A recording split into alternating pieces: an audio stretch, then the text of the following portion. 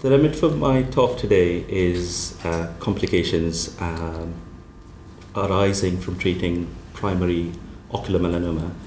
Now, I'm going to restrict myself to choroidal melanomas. I'm not going to talk about ciliary body, iris, or conjunctival melanomas. Also, on the feedback, you're going to grade me on the management of these. Management, I suspect, is probably medical retina related. So I'm going to have a couple of slides at the end about management, but I think what is more important is to identify these complications, and then obviously you can treat them effectively. Paul gave a great talk today morning about all the various options. I'm just going to start by saying just concentrating a quick word on what the treatment options are. Patient comes in with a choroidal melanoma.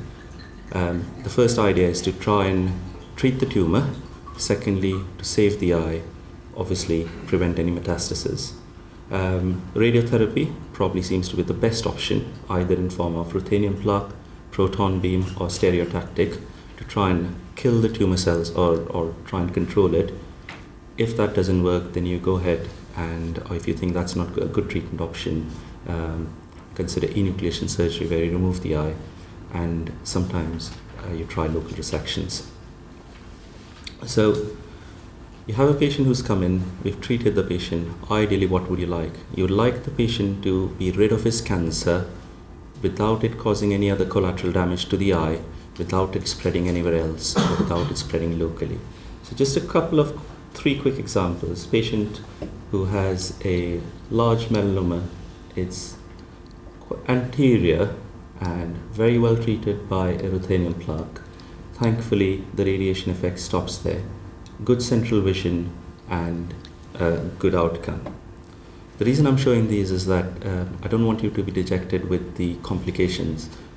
Quite a few patients do well, and there are some complications that you will encounter, and not everyone will have a complication. Another patient, big melanoma, again, thankfully it's not towards the macular side, it's away from it, treated with stereotactic, good reaction, and patients does well. Just another tumor, proton beam, treated 6 weeks later. What you actually see is an inflammatory response. So you've got more fluid, some hemorrhages there, and you actually know that the reaction's working. We see them here at this point is to do a B scan, look at the baseline base of them so we can monitor them, and that's a good response a year later. So what happens? So once you've treated them, we try and follow them every 6 months, or we send them to the community ophthalmologist to follow them up, the local ophthalmologist to follow them up. And what are we looking for? We're actually looking for how well we've treated the tumor, and also is there any complication. So what complications can arise? You could have a local recurrence. So you've treated the tumor, unfortunately it grows. You could have systemic spread, which there's a lot of talk about it, and it's a worrying thing, and it's what a lot of research is going into. You've treated with radiation, but unfortunately you can have collateral damage. There's a good, if you want to read Arun Singh's textbook, which is with Bertel Demater from the Liverpool group, they talk very well about collateral damage, toxic tumors. So this is from the radiation overspill. Toxic tumor syndrome is where, I'll show you some pictures, where you get an exudative reaction to the treatment you've given in the eye. The plaque can cause too much radiation, causing scleral thinning, and individual treatments can have their own individual complications like keratinization, which is the same with stereotactic as well. Or if you enucleated the eye, then you could have some artificial eye-related complications. I'm sorry, my images are better than on the screen. Is it possible to? Yes, please. Yes. That's fine. Is that okay? Just don't fall asleep. Okay. Yeah, that's so much better. Thank you so much. So you can see this tumor here has been treated with this ruthenium plaque. Unfortunately, it's extended. So you could have a local recurrence, or you could have someone who's had an enucleation surgery, comes back later with a severely inflamed eye and proptosis. Whoever saw the patient before tried tarsorrhaphy to protect to try and reduce the chemosis, but MRI identified that she had an orbital extension and an exentration was done by me.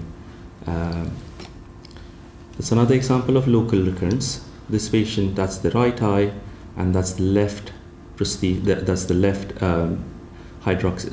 this one was, I think it's hydroxyapatite implant with the conformer in place. Unfortunately, the tumor spread along the optic nerve intracranially. This patient's still alive. I did a biopsy to identify and confirm, and the patient's had gamma knife stereotactic radiosurgery to this, and she's, I think, 18 months post-treatment, and she's still with us. So there are new advances which really work even with local recurrence. This I didn't exenterate because there was already intracranial spread. Otherwise, if it was restricted, then could have considered exenteration. Okay, so that's local recurrence. You can have systemic metastasis. This one of Tony's slides is kindly given to me, showing 2 localized metastasis to liver, which, as we all know, is the primary source where ocular melanoma is metastasized to. Okay, so you've given some radiation. What can happen? Well, you can treat the tumor, and it is a magic wand. But there's a lovely picture I saw when I was in Orlando at where Harry Potter land, which you can tell I'm a big fan of. Just saying, please respect the spell limits, and it's very telling. As a ophthalmologist, as a doctor, you always think, I can do anything, I can do everything, and I can really cure everything. But you can't. You really, whatever you do, you will always have problems in some patients, not in everyone, and you've got to just accept that. Most common is radiation-related cataracts. They're easy to treat as an ophthalmologist. It might be, if the tumor is touching the lens and things like that, there will be some complications, but most of us as an ophthalmologist should be able to manage that. Radiation retinopathy, where the radiation has now damaged the retina. Radiation optic neuropathy, where the radiation damaged the optic nerve as well. Maculopathy, where the radiations unfortunately spread towards the macula, causing visual problems, or the eye is actually getting so ischemic that is getting new vessels and causing raised pressures known as neovascular glaucoma. So that's just a picture showing us radiation-related cataracts. That is radiation retinopathy, where this tumor has been treated by, you can see the reaction around it showing that it's been treated by a nice plaque. Unfortunately, it's got a branch retinal vein occlusion on top. Some macular, some changes here as well. So what's optic neuropathy? That's a big tumor. However, you try just treat that alone, you are unfortunately going to give radiation to the nerve, and the optic nerve is going to suffer. It gets ischemic, and you get this typical reaction around the optic nerve: papillitis, inflammation, axonal damage. Call what you may. The optic nerve doesn't like radiation, and it mounts a reaction like this where you get radiation optic neuropathy and loss of vision. What's maculopathy? Well, you've treated this. Unfortunately, the radiation dose is going to involve the macular area. So 6/6 vision goes down to 360 or whatever. Ischemic changes, fluid in the macula. You can try treating various options. I'll have a couple of slides at the end about it. But yeah, closer tumors to the macula, the higher the chances of getting maculopathy. It's another picture.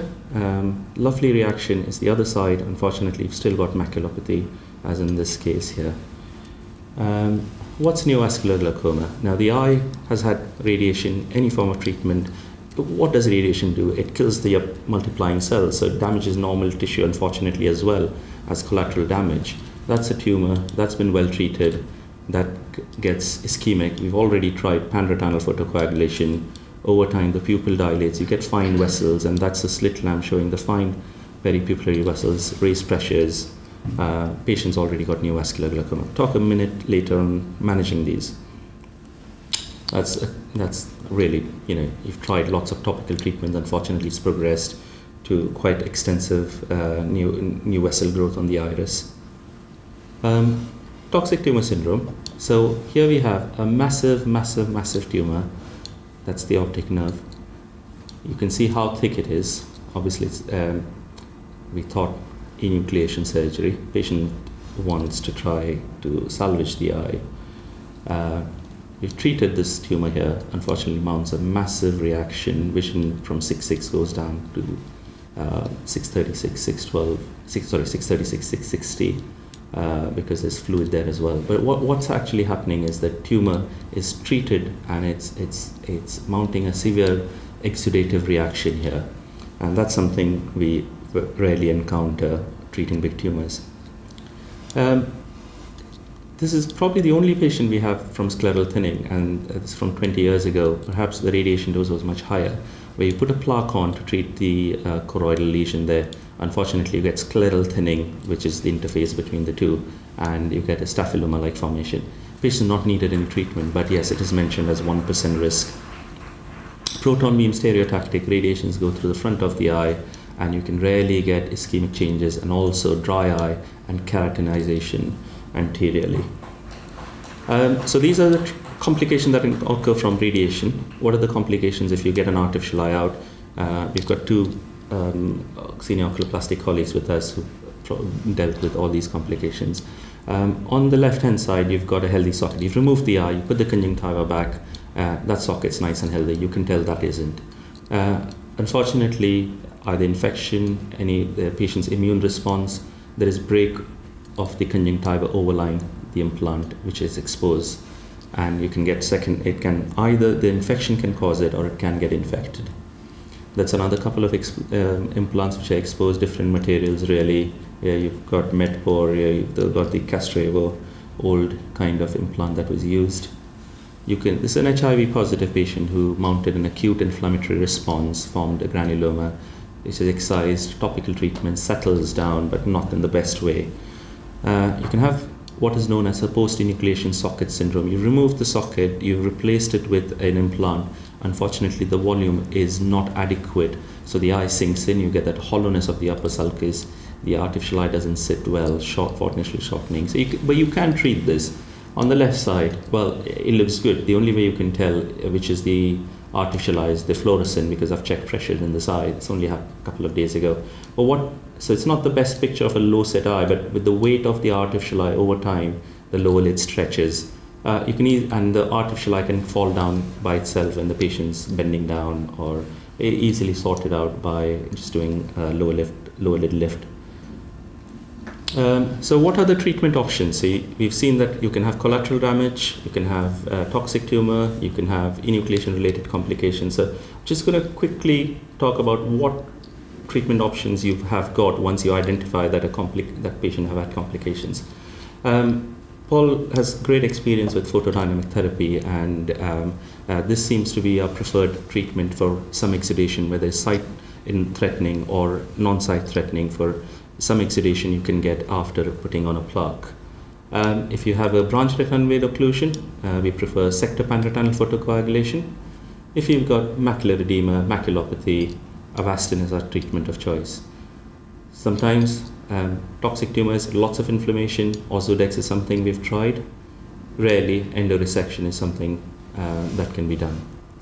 Now, the only thing I would say is that yes, you can treat and reduce the swelling. All of these treatments are directed at reducing the edema that's caused, or the exudation that's caused. Unfortunately, the edema might resolve, but you may not be able to improve the visual outcome. I know there's some talk about vitreoretinal procedures where you can try and get the vitreous phase off, try and see if that makes a difference. I'm sure there's some studies going on.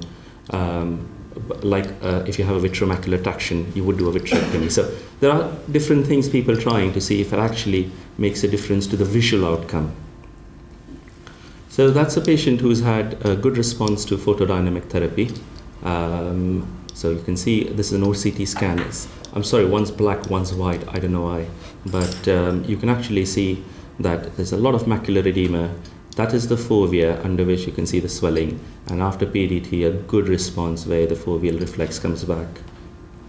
Avastin, that's quite striking, isn't it? Lots of exudation on the macula. You stick in a small injection, not very expensive, improves.